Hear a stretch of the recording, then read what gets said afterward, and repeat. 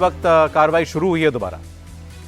नियम और अध्यक्ष के परमिशन के बाद कोई भी चीज के लिए हम पीछे नहीं हटते हैं, लेकिन जब बीएससी में तय किया गया है कि पहले हम ऑपरेशन सिंदूर पर चर्चा करेंगे, कोई और मुद्दा आते हैं तो उसको बीएससी में तय करेगा।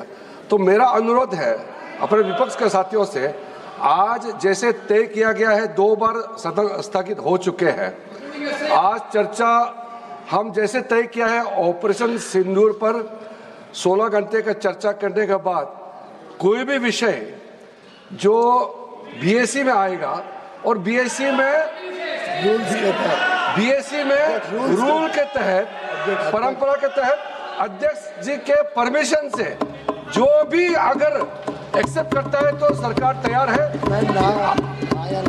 किसी विषय को लेकर के यहाँ कंडीशन लगा करके आज का इस डिबेट को, महत्वपूर्ण ऑपरेशन सिंदूर डिबेट को डिस्टर्ब करने का कोशिश ना करे। मेरा यह आग्रह है आपसे सबसे। मैंने सब मुद्दे को कहा, हर मुद्दा इंपॉर्टेंट होता है। प्लीज बैठिए। माननीय सदस्यगण, हम आज आइटम नंबर 14 पहलगांव में आतंकवादी हमले के जवाब में भारत के मजबूत, सफल एवं निर्णायक ऑपरेशन सिंदूर पर विशेष चर्चा के लिए यहाँ उपस्थित हुए हैं। मेरा सभी माननीय सदस्यों से आग्रह है, ये विषय अत्यंत गंभीर एवं संवेदनशील है। ऑपरेशन सिंदूर के माध्यम से भारत की सेना द्वारा आतंकवाद के विरुद्ध निर्णायक कार्रवाई को पूरी दुनिया ने देखा है।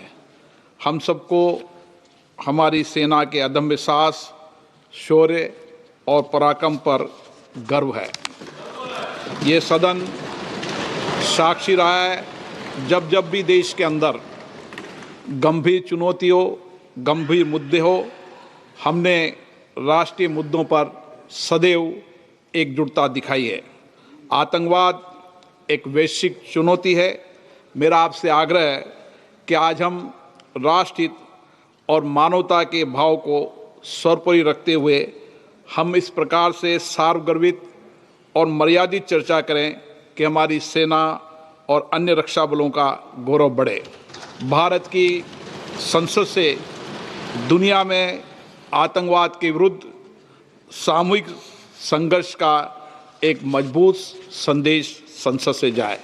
माननीय रक्षा मंत्री राजनाथ सिंह जी।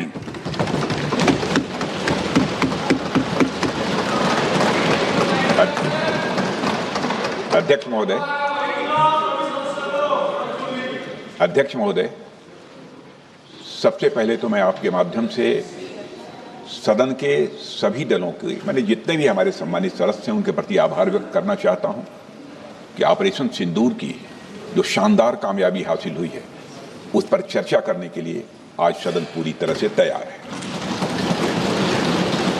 अध्यक्ष महोदय, सबसे पहले मैं इस सदन के माध्यम से मैं देश के उन वीर सपूतों को, उन बहादुर सैनिकों को नमन करता हूं जिन्होंने की राष्ट्र की सीमाओं की रक्षा के लिए आज जब भी आवश्यकता पड़ी है अपना बलिदान देने में वह पीछे नहीं रहे हैं।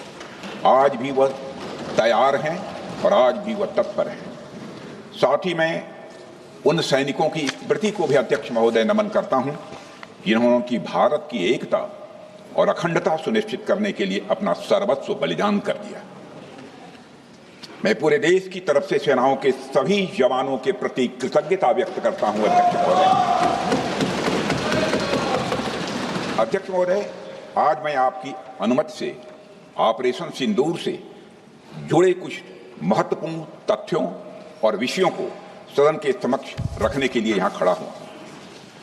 अध्यक्ष महोदय, 6 और 7 मई 2025 को भारतीय सेनाओं ने ऑपरेशन सिंदूर के नाम से एक ऐतिहासिक सैन्य कार्रवाई को अंजाम दिया।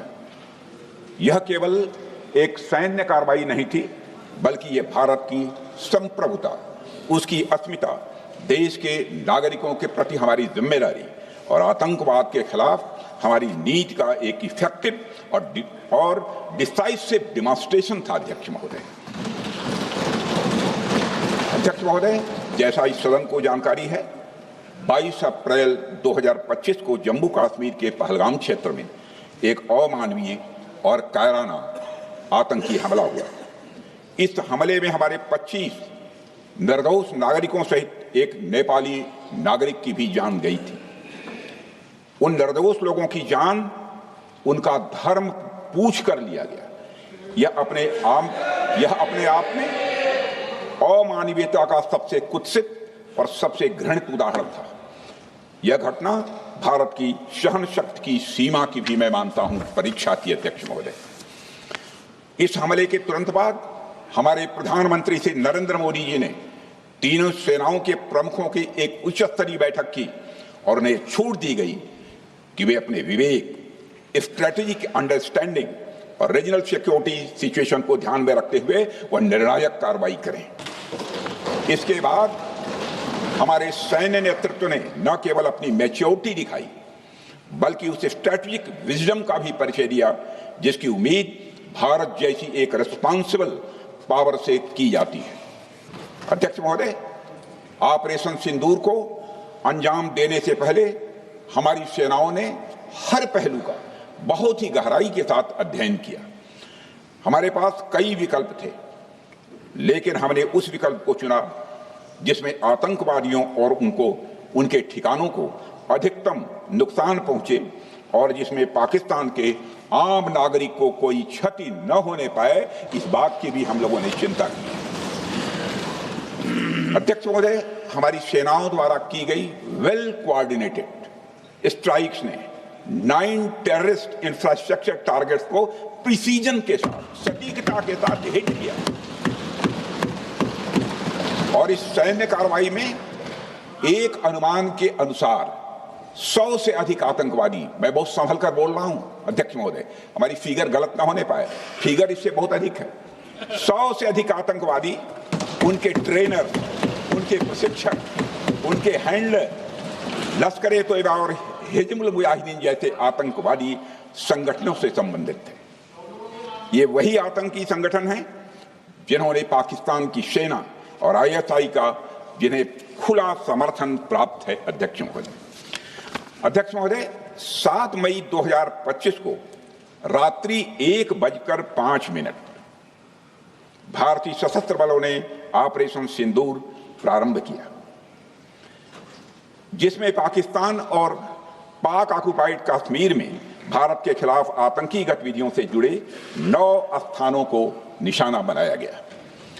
इसमें POK के मुजफ्फराबाद में सवाई नाला और सैयदना बिलाल कैंप, कोटली में मस्जिद अब्बास व मसबर रहील शाहिद कैंप, कोटली में गुलपुर कैंप, भिम्बर में बरनाला कैंप, कोटली में अब्बास कैंप और पाकिस्तान के पंजाब प्रांत में बहावलपुर, मुहिदके और सरजाल और मेहमुना जोया शामिल थे। इनमें से 7 आतंकी शिविरों को भारतीय सेना ने पूरी तरह से नष्ट कर दिया था, जबकि भारतीय वायुसेना ने मुरीदके और बहावलपुर को नेस्त नाबूद किया, जो लश्कर ए तोयबा और जैसे मोहम्मद के केंद्र हैं। पूरा ऑपरेशन मात्र, अध्यक्ष महोदय, जानकर पूरे सदन को प्रसन्नता होगी कि विदिन 22 मिनट्स पूरा ऑपरेशन समाप्त हो गया और हमने आतंकवादियों को उनके घर में घुसकर मारा। सशस्त्र बलों ने हमारी माताओं और बहनों के सिंदूर का बदला लिया और प्रत्येक भारतीय इस भावना से ओतप्रोत हो गया। अध्यक्ष महोदय, मैं चाहूंगा कि पूरा सदन एक बार हमारे सेना के बहादुर जवानों के शौर्य और पराक्रम का। अध्यक्ष महोदय, यह सिंदूर की लाली शौर्य की कहानी है। यह सिंदूर की लाली शौर्य की कहानी है, भारत के मस्तक पर वीरता की निशानी है।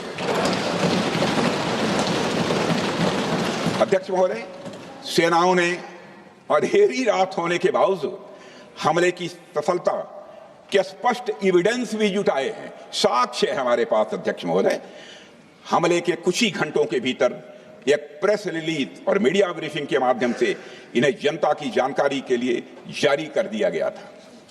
मुझे यह पुष्टि करते हुए गौरव की अनुभूति हो रही है कि सशस्त्र बल अपने सभी मिशन ऑब्जेक्टिव्स को पूरा करने में पूरी तरह से सक्षम रहे और साथ ही कामयाब रहे। अध्यक्ष महोदय, 7 मई 2025 को हमले माने 1:35 के तुरंत बाद भारतीय डीजीएमओ ने हॉटलाइन संदेश के माध्यम से पाकिस्तान के डीजीएमओ यानी डायरेक्टर जनरल मिलिट्री ऑपरेशन से संपर्क किया और टेरर इंफ्रास्ट्रक्चर के खिलाफ हमारे हमले के रेशनल और मेथोडोलॉजी के बारे में पूरी जानकारी दी और यह तथ्य भी बताया ये हमले एस्केलेटरी नेचर वाले नहीं थे, माने इसको हम आगे नहीं बढ़ाना चाहते। जिन मुहि मारा तीन मुहि मारे। अध्यक्ष महोदय, जिस प्रकार प्रभु हनुमान ने लंका में अपनी रणनीति बनाई थी उसी प्रकार हमने भी उन्हीं को निशाना बनाया जिन्होंने हमें नुकसान पहुंचाया था। हालांकि पाकिस्तान ने इस रेशनल को समझने से इनकार कर दिया और अगले कुछ दिनों तक सिविलियन और सैन्य ठिकानों पर गोलीबारी करके बड़े पैमाने पर सीज फायर वायलेशन करके स्थिति को एस्केलेट करने की उसने कोशिश की। अध्यक्ष महोदय, 7-8 मई 2025 की रात को क्लियरली आइडेंटिफाइड आतंकवाद संबंधी ठिकानों पर हमारे सफल ऑपरेशन के बाद, सफल हमले के बाद पाकिस्तान ने स्थिति को एस्केलेट कर दिया और अनमैन्ड एरियल सिस्टम और अन्य साधनों का उपयोग करके भारतीय वायुसेना के बेसेस, भारतीय वायुसेना के सेंसर्स और सेना के फॉर्मेशन हेडक्वार्टर्स से लेकर ब्रिगेडों तक पर भी उसने हमला कर दिया। हालांकि हमारी इंटीग्रेटेड एयर डिफेंस ग्रिड और काउंटर यूएस ग्रिड ने इन हमलों को सफलतापूर्वक विफल कर दिया। अध्यक्ष महोदय, यस 400 यमारसैन आकाश मिसाइल सिस्टम और एयर डिफेंस गन्स बहुत प्रभावी साबित हुई हैं। अध्यक्ष महोदय, इस एस्केलेशन पर हमारा जवाबी हमला स्विफ्ट, प्रोपोर्शनेट और नवातुला था। अध्यक्ष महोदय, जिसमें 8 मई 2025 को केवल चुनिंदा पाकिस्तानी एयर डिफेंस सिस्टम और सेंसर नेटवर्क को प्रिसीजन गाइडेड मिशन द्वारा म्यूनिशंस द्वारा जो है टारगेट किया गया। अध्यक्ष महोदय, हमारी कार्रवाई पूरी तरह से सेल्फ डिफेंस में थी, न तो वह प्रोवोकेटिव थी और न तो एक्सपेंशनिस्ट थी। पाक द्वारा ये हमले 7 मई 25 से लगातार चले और 10 मई 2025 को रात लगभग 1:30 पर पाकिस्तान ने बड़े पैमाने पर भारत के ऊपर मिसाइल, ड्रोन, रॉकेट और अन्य लॉन्ग रेंज वेपन्स का इस्तेमाल किया। इसके साथ साथ उन्होंने इलेक्ट्रॉनिक वॉरफेयर से जुड़ी टेक्नोलॉजीज का भी सहारा लिया। अध्यक्ष महोदय, उनके निशाने पर हमारे भारतीय वायुसेना के अड्डे, थल सेना के एम्यूनिशन डिपोज, हवाई अड्डे और मिलिट्री कैंट थे। अध्यक्ष महोदय, यह कहते हुए मुझे गौरव की अनुभूति हो रही है कि हमारे air defence system, counter drone system और इलेक्ट्रॉनिक इक्विपमेंट्स ने पाकिस्तान के इस हमले को पूरी तरह से नाकाम कर दिया। पाकिस्तान हमारे किसी भी टारगेट को हिट नहीं कर पाया। अध्यक्ष महोदय, और हमारे किसी भी इंपॉर्टेंट एसेट को नुकसान नहीं हुआ है। हमारी सुरक्षा व्यवस्था अध्यक्ष महोदय चाक चौबंद थी और हर हमले को हम लोग रोका गया। मैं इसके लिए भारतीय सेना के बहादुर सैनिकों की जमकर सराहना करता हूं, जिन्होंने दुश्मन के हर मंसूबे पर पानी फेर दिया। और अपने प्रतिपक्ष के मित्रों से भी कहना चाहता हूं, एक बार फिर से भारत के सेना के जवानों का कम से कम मेज थपथपाकर उनका अभिनंदन करिए। बहुत बहुत धन्यवाद। बहुत बहुत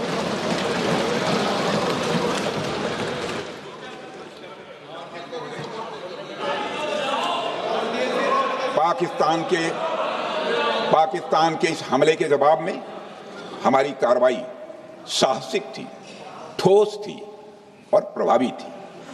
भारतीय वायुसेना ने वेस्टर्न फ्रंट पर पाकिस्तान के हवाई अड्डों, command and control systems, military infrastructures और एयर डिफेंस सिस्टम को निशाना बनाया और इस मिशन को हमारी सेनाओं ने सफलतापूर्वक अंजाम देने में कामयाबी हासिल की। अध्यक्ष महोदय, हमारी सेनाओं ने चकलाला, सरगोधा, रफीकी, रहीम यार खान, जैकबाबाद, सुक्कुर और भोलारी जैसे बड़े एयरबेस पर प्रहार किया और पूरी दुनिया ने भारतीय वायुसेना के शौर्य और पराक्रम की तस्वीर देखी।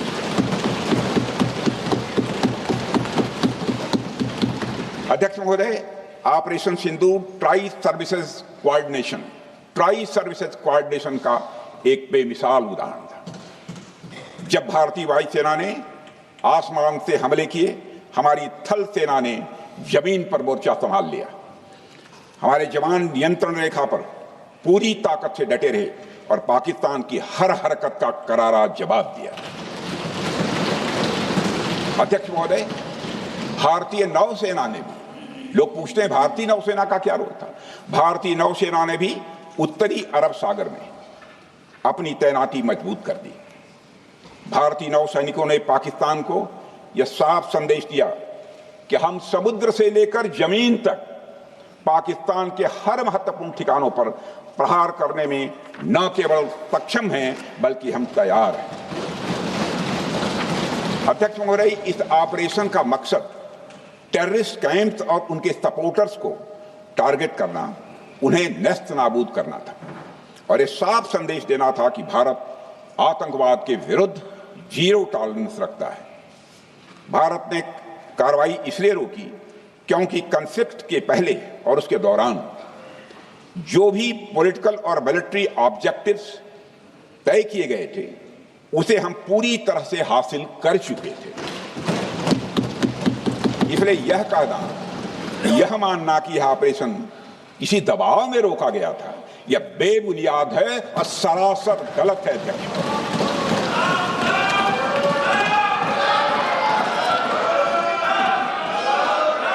मैं सदन को फिर से आश्वस्त करना चाहता हूं, आपने राजनीतिक जीवन में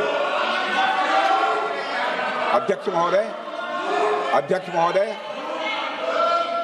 मैं आपके माध्यम से सदन को आश्वस्त करना चाहता हूं, अपने राजनीतिक जीवन में जानबूझकर कभी भी असत्य न बोलूं, इसकी भरपूर कोशिश की है मैंने, चाहे सदन हो अथवा सदन के बाहर।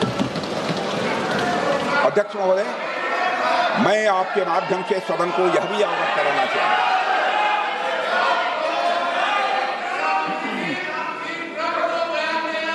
प्लीज बैठिए। आप क्यों खड़े? अध्यक्ष महोदय, मैं आपके माध्यम से सदन को यह भी अवगत कराना चाहूंगा कि सीमा पार करना या वहां की टेरिटरी कैप्चर करना इस ऑपरेशन का उद्देश्य नहीं था। ऑपरेशन सिंदूर प्रारंभ करने का मकसद था अध्यक्ष महोदय उन टेरर नर्सरीज को खत्म कर देना जिन्हें पाकिस्तान ने बरसों से पाला पोसा था, और यह ऑपरेशन उन मासूम परिवारों को न्याय दिलाने के लिए लॉन्च किया गया था जिन्होंने पाक स्पॉन्सर्ड टेररिस्ट अटैक्स में अपने प्रियजनों को खोया था। हमारी सेनाओं ने सिर्फ उनको टारगेट किया जो इन आतंकियों को सपोर्ट करते हुए भारत पर हमला करने की कोशिश में लगातार शामिल थे। अध्यक्ष महोदय, ऑपरेशन सिंदूर का ओवरऑल पॉलिटिको मिलिट्री ऑब्जेक्टिव यह था कि आतंकवाद के रूप में प्रॉक्सी वार लड़ रहे पाकिस्तान को सजा दी जाए, और इसी वजह से आर्म फोर्सेस को पूरी आजादी दी गई थी कि वे अपने टारगेट खुद चुने और करारा जवाब दें। और इस ऑपरेशन का उद्देश्य कोई भी युद्ध छेड़ना नहीं था, बल्कि फोर्स के डिमॉन्स्ट्रेटिव यूज से एडवर्सरी को झुकने के लिए मजबूर करना था। 10 मई की सुबह जब भारतीय वायुसेना ने पाकिस्तान की मल्टीपल एयरफील्ड्स पर करारा प्रहार किया तो पाकिस्तान ने हार मान ली है अध्यक्ष महोदय, और हॉस्टिलिटी रोकने की कोशिश की। अब रोक दीजिए महाराज। उन्होंने एक कोशिश की, हमारे डीएमओ से बात की, महाराज अब रोक दीजिए, बहुत हो गया। यह पेशकश इस कैबिनेट के साथ स्वीकार की गई थी। सुने, रुकिए तो रुकिए, बता दूंगा,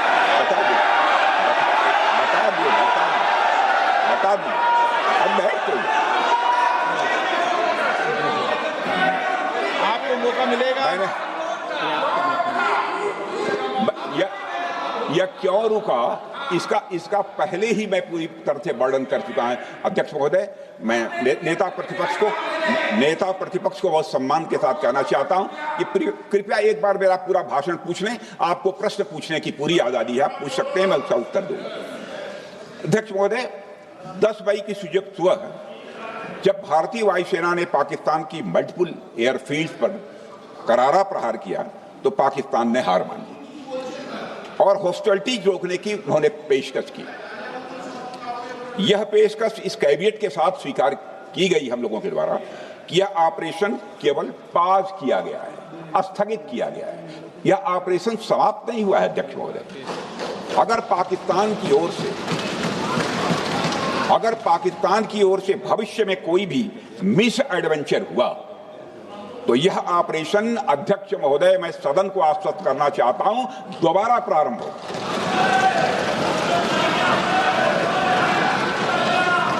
अध्यक्ष महोदय, भारतीय वायुसेना के जबरदस्त हमलों, नियंत्रण रेखा पर थल सेना की मजबूत जवाबी कार्रवाई और नौसेना के हमलों के डर ने पाकिस्तान को झुकने के लिए मजबूर कर दिया।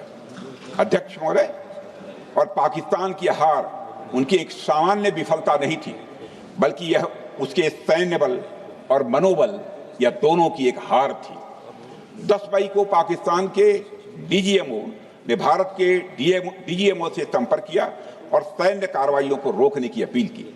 मैं सदन में यह बात फिर से दोहराना चाहूंगा कि पाकिस्तान के डीजीएमओ ने भारत के डीजीएमओ से संपर्क किया और सैन्य कार्रवाइयों को रोकने की अपील की। 12 मई को दोनों देशों के डीजीएमओ के बीच औपचारिक संवाद हुआ और दोनों पक्षों ने सैन्य कार्रवाइयों पर विराम लगाने का निर्णय लिया। अध्यक्ष महोदय, हमारे सैनिकों का जो मनोबल, मातृभूमि की रक्षा करने का जो उनका समर्पण है, ऑपरेशन सिंदूर के दौरान उसका दर्शन 140 करोड़ से अधिक भारतवासियों ने देखा। मुझे खुद भी और प्रधानमंत्री जी को सीमावर्ती क्षेत्रों में जाकर हमारे जवानों से मुलाकात का अवसर मिला है।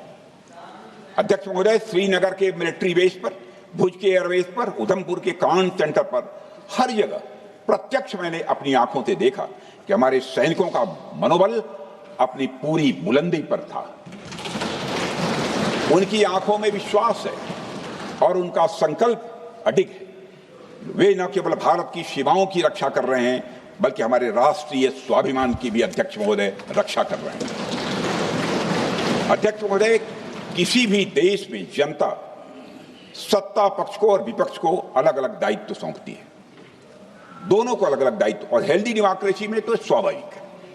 सत्ता पक्ष का काम होता है जनता के हितों को ध्यान में रखते हुए कार्य करना, और विपक्ष का काम होता है सरकार से जनता के मुद्दों से संबंधित जरूरी प्रश्न पूछना। ऑपरेशन सिंदूर क्यों शुरू किया गया, इसकी जानकारी पहले भी दी गई है और आज भी मैंने सदन को दी है।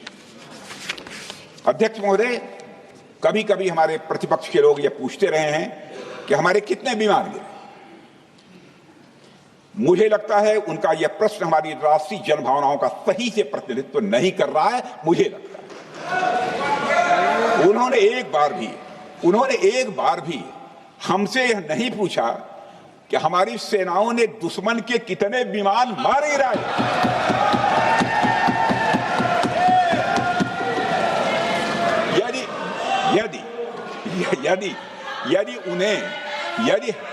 यदि उन्हें प्रश्न पूछना ही है अध्यक्ष महोदय, तो उनका प्रश्न यह होना चाहिए, क्या भारत ने आतंकवादी ठिकानों को तबाह किया?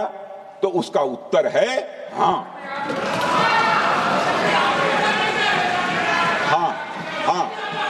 मैं विपक्ष के सम्मानित साथियों से कहना चाहता हूं कि आपको प्रश्न पूछना है तो यह प्रश्न पूछिए, क्या ऑपरेशन सिंदूर सफल रहा? तो उसका उत्तर है हाँ,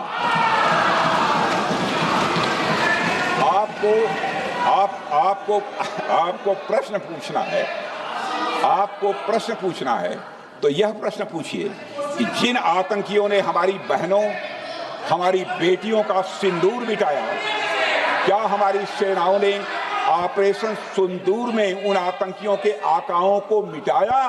तो इसका उत्तर है हाँ। और आपको प्रश्न पूछना है तो यह पूछिए, आपको प्रश्न पूछना है तो यह पूछिए कि इस ऑपरेशन में क्या हमारे जाबाज सैनिकों को कोई क्षति हुई है? तो उसका उत्तर है नहीं।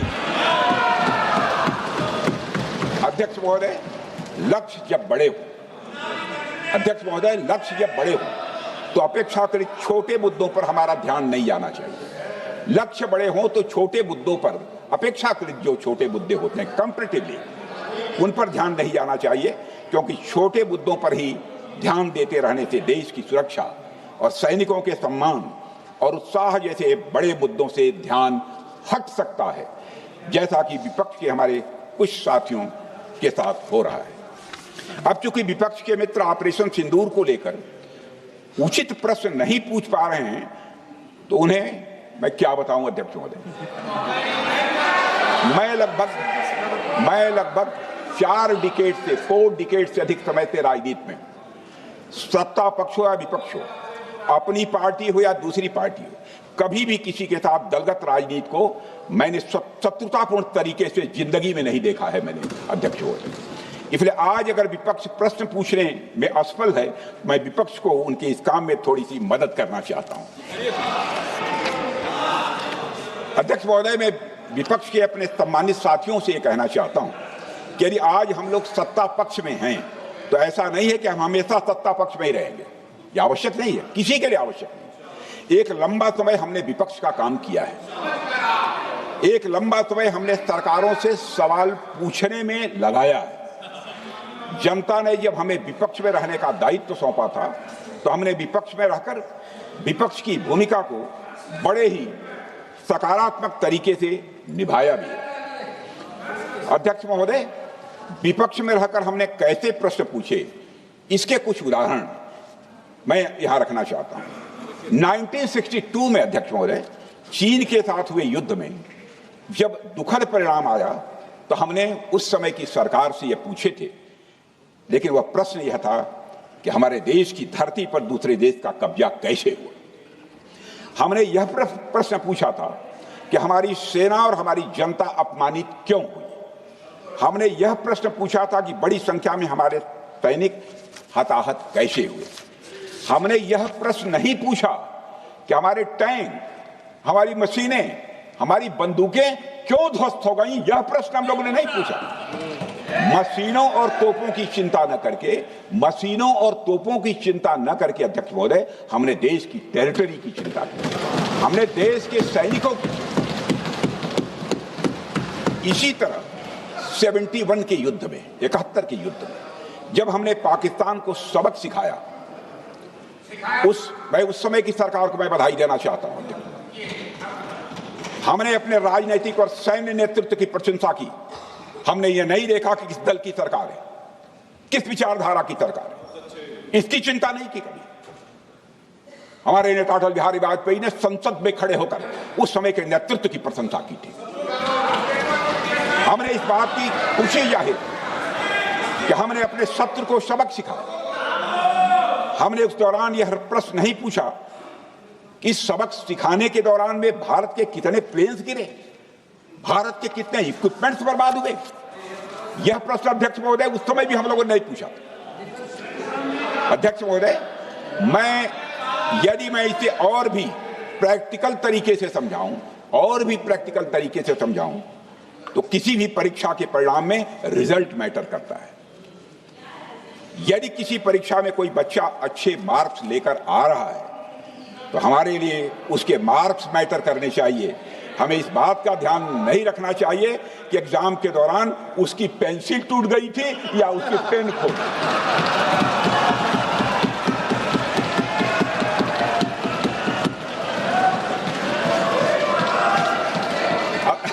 अध्यक्ष महोदय, अध्यक्ष महोदय, अल्टीमेटली रिजल्ट मैटर करता है और रिजल्ट यह है, अध्यक्ष महोदय, अल्टीमेटली रिजल्ट मैटर करता है और रिजल्ट यह है अध्यक्ष महोदय कि ऑपरेशन सिंदूर के दौरान हमारी सेनाओं ने जो लक्ष्य निर्धारित किया था उन लक्ष्यों को पूर्ण रूप से प्राप्त करने में हमने कामयाबी हासिल की। अध्यक्ष महोदय, भारत हमेशा से पाकिस्तान सहित अपने पड़ोसी देशों से मित्रता और सौहार्द सहयोगपूर्ण संबंध का सदैव इच्छुक रहा है। इसके लिए भारत की सभी सरकारों ने ईमानदारी से प्रयास भी किए हैं। वह चाहे आदरणीय लाल बहादुर शास्त्री जी हों या अटल बिहारी वाजपेयी जी हों या हमारे स्वर्गीय मनमोहन सिंह जी हों या प्रधानमंत्री श्री नरेंद्र मोदी जी, सभी ने हमेशा चाहा है कि इस इलाके में शांति और समृद्धि बनी रहे। सभी ने यह चाहा। अध्यक्ष महोदय, यह बात हमारी सिविलाइजेशनल वैल्यूज के साथ मेल खाती है, इसलिए ऐसा हुआ। अध्यक्ष महोदय, पूरा विश्व जानता है कि पूर्व प्रधानमंत्री से अटल बिहारी वाजपेयी जी ने शांति का संदेश लेकर 1999 में लाहौर बस यात्रा की थी। वह सिर्फ एक यात्रा नहीं थी, वह यात्रा भारत की संस्कृति और शांति की प्रतीक थी। यह हमारे भारत की प्रकृति थी। लाहौर पहुंचकर श्री अटल बिहारी वाजपेयी जी ने मीनारे पाकिस्तान पर विजिटर्स बुक में जो लिखा था, जिसका जिक्र लोग आज भी करते हैं, और उन्होंने लिखा था, उसकी मैं चर्चा करता हूं। उन्होंने लिखा था कि मीनारे पाकिस्तान से मैं पाकिस्तान की जनता को यह विश्वास दिलाना चाहता हूं कि भारत अस्थायी शांति और मित्रता का आकांक्षी है। मैंने पहले भी कहा है और फिर भी कहता हूं, एक स्थिर और समृद्ध पाकिस्तान भारत के हित में है, इसमें कोई संदेह नहीं होना चाहिए। अध्यक्ष महोदय, यह हमारी सोच थी, यह हमारी शांति की पहल थी। यह पहल हमारी हजारों साल पुरानी सांस्कृतिक चेतना, हमारी नैतिक शक्ति और हमारी सभ्यता के उन मूल्यों से निकली थी जो शांति को शक्ति मानती है। अध्यक्ष महोदय, लेकिन हमारे शांति के प्रयास को हमारी नाइविटी, उदारता या सरलता समझ लिया गया। जब हम शांति के लिए कदम बढ़ा रहे थे, उसी वक्त पाकिस्तान कारगिल में घुसपैठ की साजिश रच रहा था। हम दोस्ती की राह पर थे तो वो षड्यंत्र की राह पर था। जब हम मामला खुलकर सामने आया तो हमारे वीर सैनिकों ने इस घुसपैठ के खिलाफ कार्रवाई करना प्रारंभ किया, और जब भारत की जीत सामने दिखाई दे रही थी तो पाकिस्तान ने परमाणु युद्ध की धमकी दे डाली। अध्यक्ष महोदय, तब हमारे तत्कालीन प्रधानमंत्री आदरणीय अटल बिहारी वाजपेयी जी ने कहा था, पाक सेना के परमाणु हमले से भारत का तो कुछ नहीं बिगड़ेगा, लेकिन पाकिस्तान दूसरे दिन का सूरज नहीं देख पाएगा।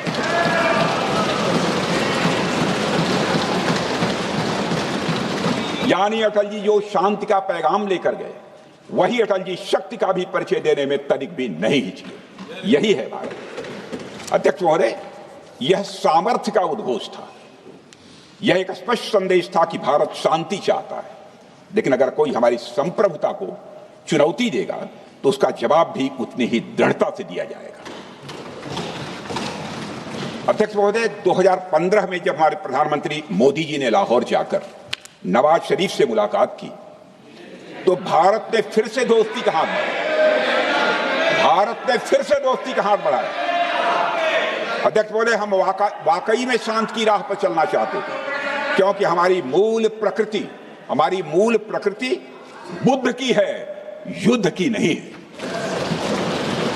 हमारी सरकार ने भी पाकिस्तान के साथ शांति स्थापित करने के अनेक प्रयत्न किए हैं, लेकिन बाद में हमने 2016 में सर्जिकल स्ट्राइक से, 2019 में बालाकोट में एयर स्ट्राइक से और 2025 के ऑपरेशन सिंदूर से हमने शांति स्थापित करने का दूसरा रास्ता अपनाया है। अध्यक्ष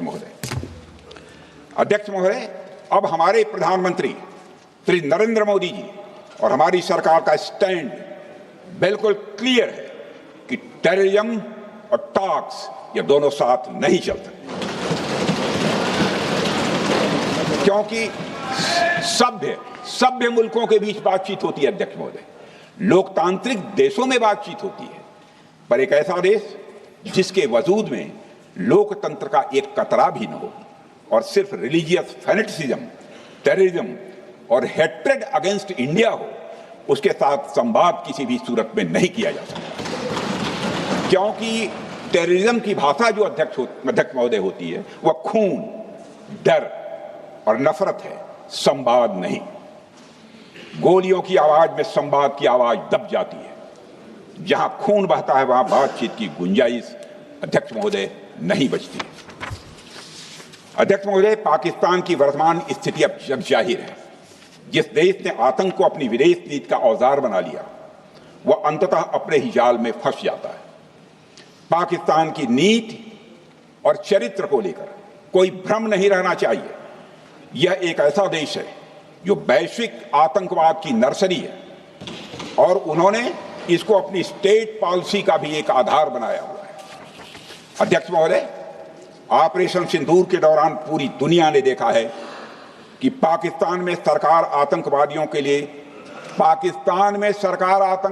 के लिए स्टेट फ्यूनरल का इंतजाम कर रही है और सैन्य अधिकारी भी आतंकवादियों के जनाजे में भाग लेते हैं। यह वही देश है जो सीमा पर सैनिकों से लड़ने का साहस नहीं जुटा पाता, इसलिए निर्दोष नागरिकों, बच्चों और तीर्थयात्रियों को आतंकवाद का निशाना बनाता है। पाकिस्तान की सेना और आईएसआई आतंकवाद को एक प्रॉक्सी वार के रूप में अध्यक्ष महोदय इस्तेमाल करती हैं और उसके सहारे वे भारत को डिस्टेबलाइज करने का सपना देखती है। अध्यक्ष महोदय, मैं लोकतंत्र के मंदिर में खड़े होकर यह बात कह रहा हूं कि भारत को 1000 कट्स देने का सपना पालने वालों को नींद से जग जाना चाहिए। यह मोदी जी के नेतृत्व वाला नया भारत है जो आतंकवाद के खिलाफ किसी हद तक जा सकता है।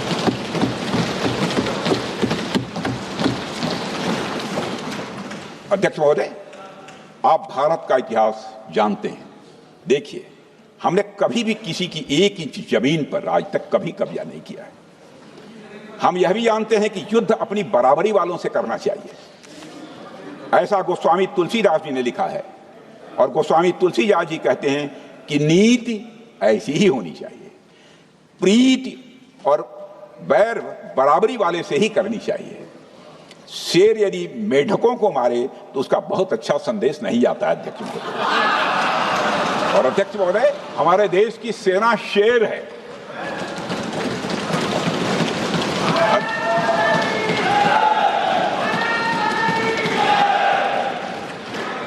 अध्यक्ष महोदय, पाकिस्तान जैसा देश जो साइज, सामर्थ्य, शक्ति और समृद्धि में हमारे आसपास भी नहीं है, उस मुल्क से कैसा मुकाबला? जो मुल्क अपने अस्तित्व के लिए दूसरों पर आश्रित हो, उसके मुकाबले का मतलब है अपना स्तर कम करना।